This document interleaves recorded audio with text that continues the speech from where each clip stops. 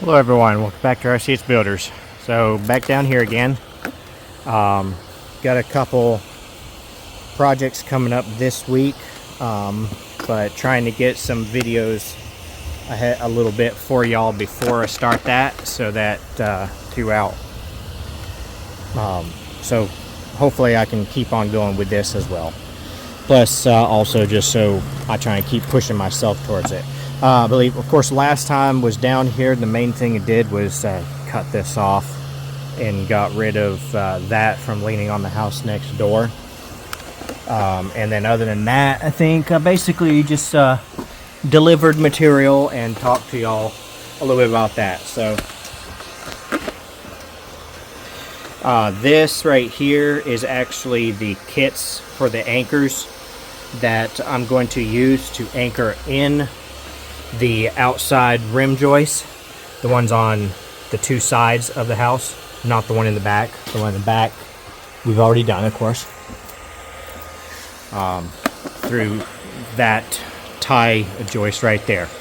And of course I brought down all of these, which hopefully are enough. It's at least enough to get us started pretty well across through here. So, and we should already have plenty of tongue and groove flooring. Technically, for the subfloor, we probably have way more than we need.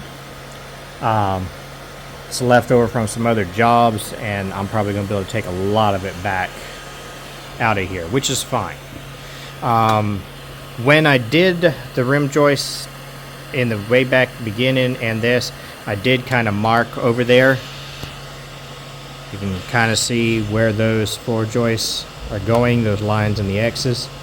I had done that, and I'm probably going to continue that just so I can lay off of this side across.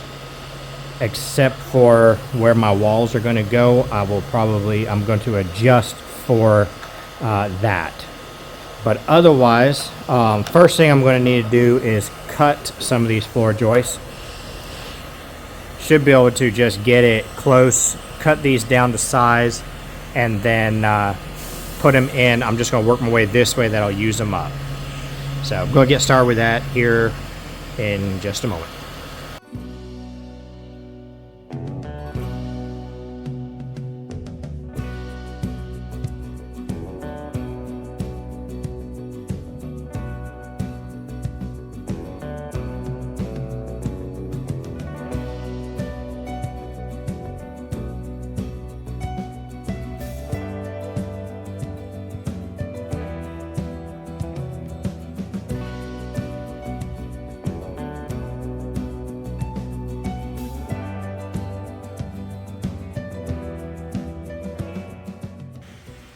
Alright, so that's a start of getting them ready. That's with choosing to redo this one right here. This is going to go right where this is, because this one needs to be replaced. With doing that, I may be one short of these, but we'll see. Either way, it at least gets us well on a start. What I'm going to do now is I'm going to go ahead and turn on my generator and my air compressor, get the hose out and everything. And the first thing that I'm going to do is with that, I'm going to be doing multiple things.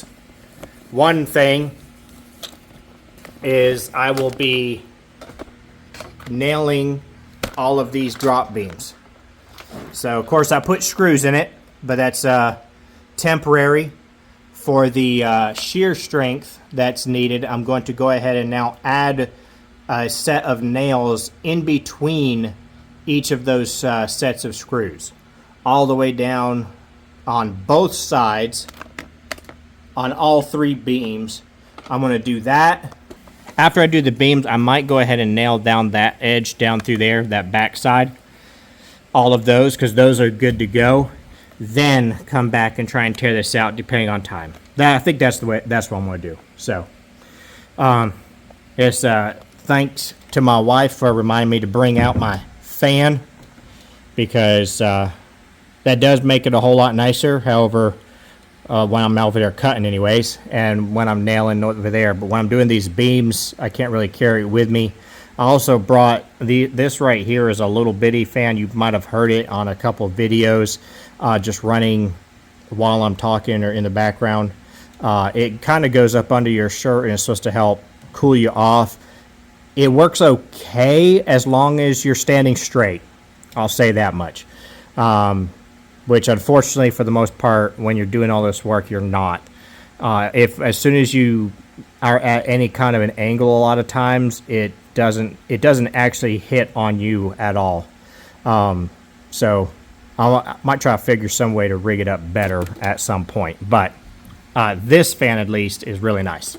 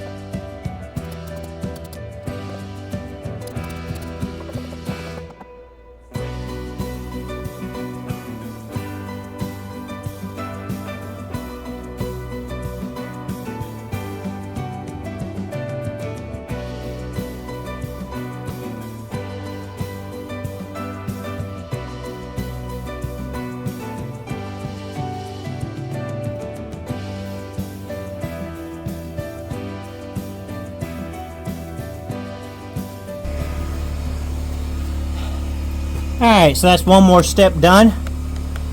The beam fully nailed off and ready to go. Alright, so the next thing I'm going to do is I'm going to go ahead and nail these joists and the little pieces in between them. I'm going to nail them over there. I'm going to nail them on this one. I'm going to leave them loose on this side over here for now until I get to this other side, and we'll see time frame if I get to this side or not. Probably will, but we'll just see.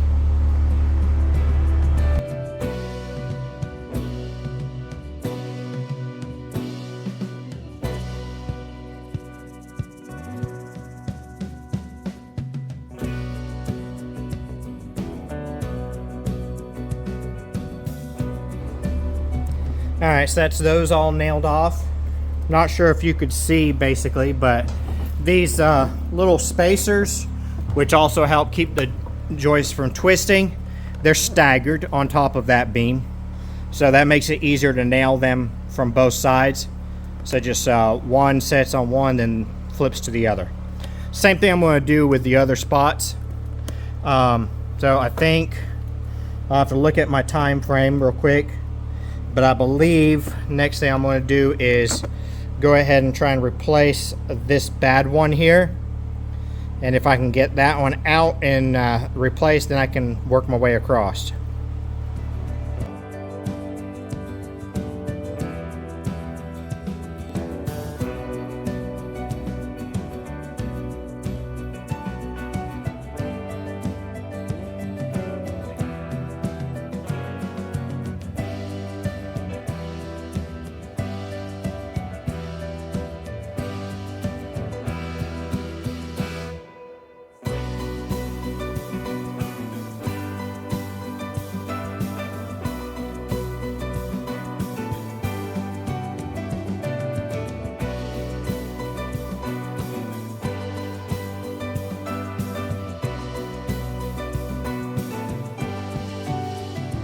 Alright, that's the second side. So went ahead, of course, cut that out and replaced that, and then brought it across here. This is probably where I'm going to end it for today. I've got some stuff I got to go take care of again. I got to go get ready for a job that I'm starting tomorrow. So I'm going to leave it here. The other reason I'm stopping here is because I'm going to be putting a wall somewheres right down through here. And I want to make sure that a joist is right underneath it. So, and I've apparently forgot that drawing in my briefcase at the house or something. I've looked for it today and can't find it. So with that being the case, I'm going to wait until I have that drawing to do the next joist, because I believe the next joist is going to need to adjust in some direction to do with that.